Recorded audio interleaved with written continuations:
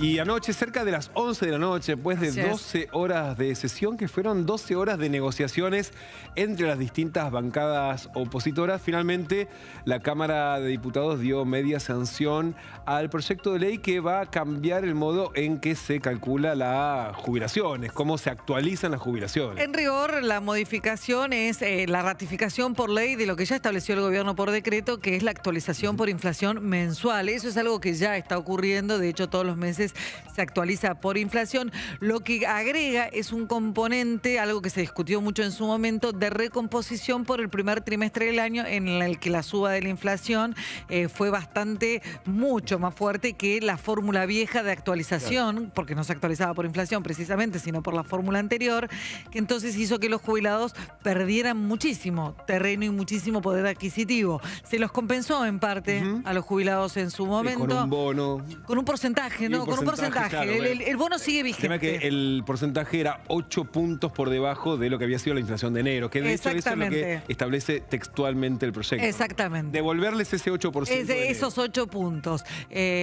Ahora, si vos te pones a hacer números finitos, atención, ¿no? Porque como vos bien marcabas, hay un bono.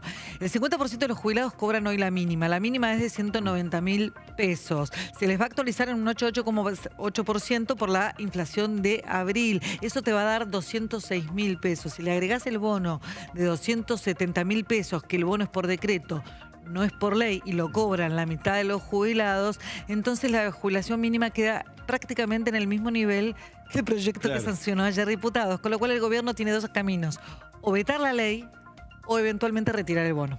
Vamos a ver el momento de la votación. Cerca de las 23, de hecho fue un poquito más temprano porque fue en la votación en general, los números de la votación en diputados. 160 votos afirmativos, 72 negativos y 8 abstenciones. Bueno, ese fue el momento de la votación, 160 afirmativos. Ahí se reunieron votos de Unión por la Patria, de los radicales, del bloque que lidera Pichetto, de Hacemos Coalición Federal, también de la Coalición Cívica y de Innovación Federal.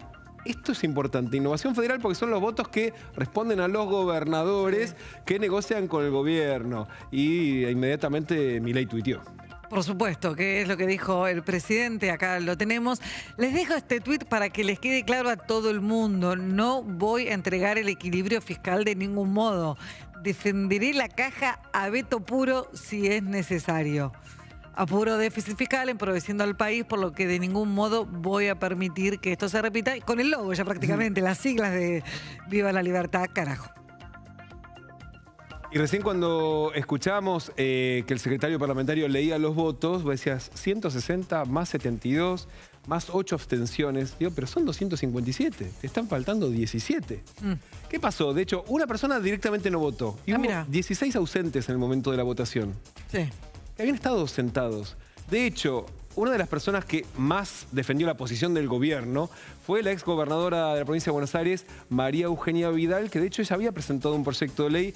Así, de hecho, rechazaba la posibilidad de modificar la fórmula de actualización jubilatoria.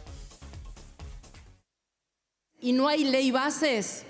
Y por primera vez en 40 años un presidente que asume no tiene las leyes que dice que necesita para su programa económico. Nosotros ya estamos por sacar una ley. En el dictamen de mayoría estamos discutiendo si le vamos a sumar 1,8 de aumento de gasto al PBI. Sí, reitero, 1,8 de aumento del gasto, cuando el gobierno, para lograr déficit cero, tiene que bajar 5. A muchos les va a gustar salir de esta sesión diciendo que ampliaron derechos, pero ¿a costa de qué? Del esfuerzo de todos esos argentinos durante estos meses y del fracaso del programa económico, que claramente está atado al ancla fiscal, al logro del déficit cero. Ahí el discurso de Vidal, una cosa interesante, Vidal, de hecho está cambiando.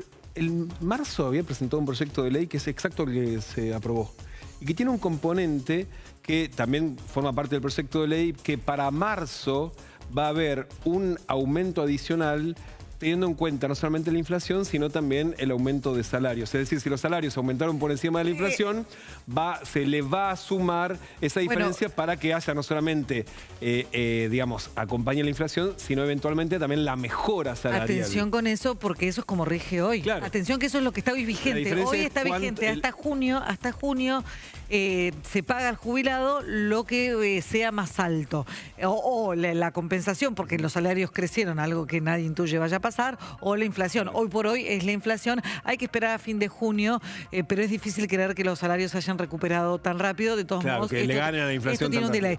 Tal vez lo más llamativo de lo que se aprobó ayer, y marcando todas las contradicciones, ¿no? Esto que decís que Vidal había... Sí, hoy hay cambio de posición política, claramente. Hoy claramente es una cuestión política de atacar precisamente por ahí también un poco el corazón o hacerle sentir el poder del Congreso tal vez al gobierno que está embarcado en esto de, claramente lo dijo el presidente, del déficit cero. Bueno, los caminos que se le abren a partir de ahora al presidente Javier Milei, porque el proyecto no dice de dónde se pueden sacar los recursos. Es exactamente igual a lo que vos marcabas de ganancia del año pasado. Hay veces que el Congreso te crea un nuevo impuesto para financiar un determinado gasto.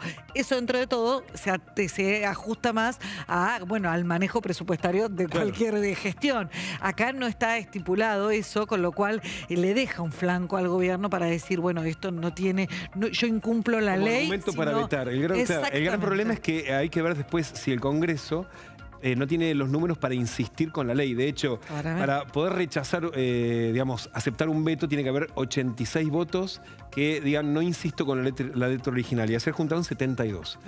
Y con las ausencias del PRO, que fueron 6, tampoco llegan. Por lo tanto, ahí el gobierno tiene un problema. Hay que ver qué pasa en el Senado. Todavía tiene que pasar por la Cámara Alta, después tiene que venir el veto presidencial, pero ayer también le dejó un dato adicional a Milei. Le va a costar sostener un veto en el Congreso de la Nación. Sí, y por último, ya para cerrar, el gobierno eventualmente podría eludir el camino del veto. Hay una cuestión política, hay una cuestión acá ya de estrategia, si se quiere, pero en los términos técnicos podría eludir el veto porque haciendo los números te da que el 50% de los jubilados, de acuerdo a este proyecto de ley, el gasto es prácticamente el mismo porque el gobierno sí tiene la facultad de sacar el bono de 70.000 pesos que hoy le está otorgando a los jubilados de la mínima. Es verdad que tenés una ampliación del gasto por el resto de los jubilados, pero eventualmente sería muchísimo más manejable si quisiera eludir el veto. Insistimos, es una cuestión política.